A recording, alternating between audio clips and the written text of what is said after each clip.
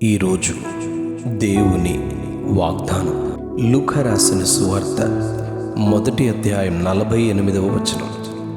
నా ఆత్మ నా రక్షకుడైన దేవుని యందు ఆనందించును. నా ఆత్మ నా రక్షకుడైన దేవుని యందు ఆనందించును. మానవ జీవితం 3 భాగాల సమ్మేళనం. అది ఆత్మ, ప్రాణము, శరీరము. దేవుడైన యెహోవా నేలమంటితో నరుని నిర్మించి వాని నాసికారంధ్రములలో జీవవాయువును ఊదగా నరుడు జీవాత్మ అయినను అని దేవుని వాక్యం తెలియజేస్తుంది.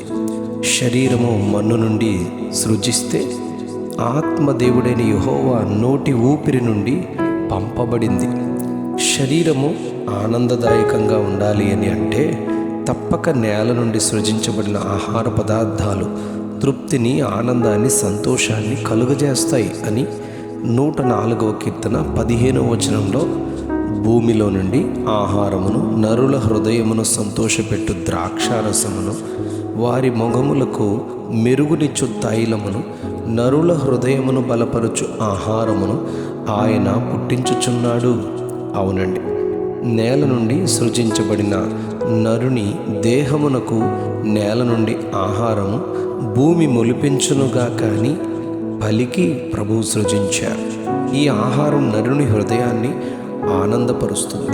అలానే ప్రాణానికి, ఆత్మకు కూడా ఆనందం ఎక్కడి నుండి మనం అని ప్రశ్నిస్తే లూకా సువార్త 1వ అధ్యాయం 46వ వచనంలో మరియా ఇలా చెబుతుంది. నా ప్రాణము ప్రభువును ఘనపరుచుచున్నది, కారణం తన దాసురాలి దీనస్థితిని కటాక్షించారు అని చెబుతూ, అలానే ఆత్మ కూడా నా రక్షకుడైన దేవుని యందు ఆనందించెను అని చెబుతారు. ఈ లూకా సువార్త 1వ అధ్యాయంలో మరియా ఆత్మలో ఆనందించడానికి కొన్ని విషయాలు ఇలా చెప్పబడ్డాయి. అవేమంటే, లూకా సువార్త 1వ అధ్యాయం 15వ వచనంలో, పరిశుద్ధాత్మ నీ మీదికి వచ్చును, సర్వోన్నతుని శక్తి నిన్ను కమ్ముకొనును గనుక పుట్టబోవు శిశువు పరిశుద్ధుడై దేవుని కుమారుడనబడును అని, తన గర్భములో నుండి పుట్టబోవు కుమారుని ఘనత, గొప్పతనాన్ని గూర్చి ముందుగానే దేవదూత చెప్పడం యేసు ప్రభు తల్లి అయిన మరియకు ఆత్మలో ఆనందించుటకు కారణం కాదా?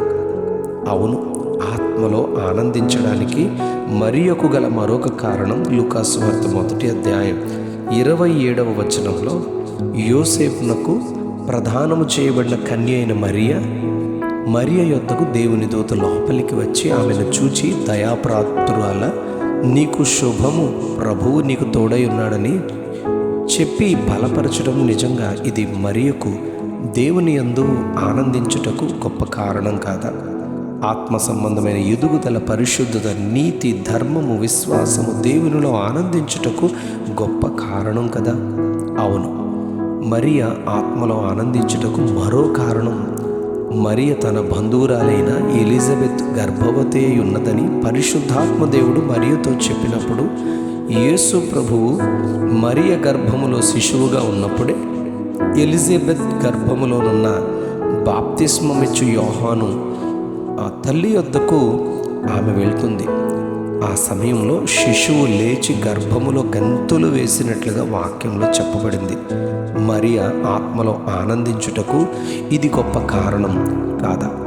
138వ కీర్తన 6వ వచనంలో, ఆయన దీనులను లక్ష్యపెట్టును అని చెప్పబడినట్లుగానే మరియ యొక్క దీనస్థితిని ప్రభువు కనికరించను అని చెప్పబడింది.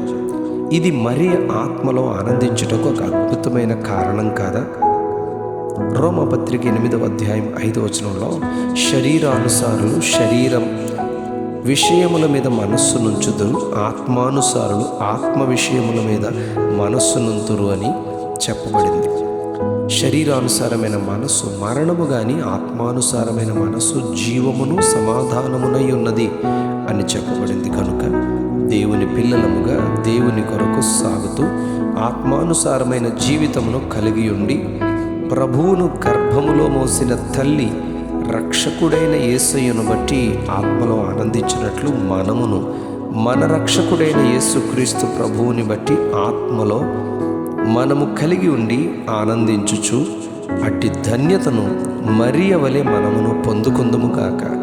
Amen, amen, amen. నా ఆత్మ నా రక్షకుడైన దేవుని యందు ఆనందించెను. నా ఆత్మ నా రక్షకుడైన దేవుని యందు ఆనందించెను. ఆమెన్.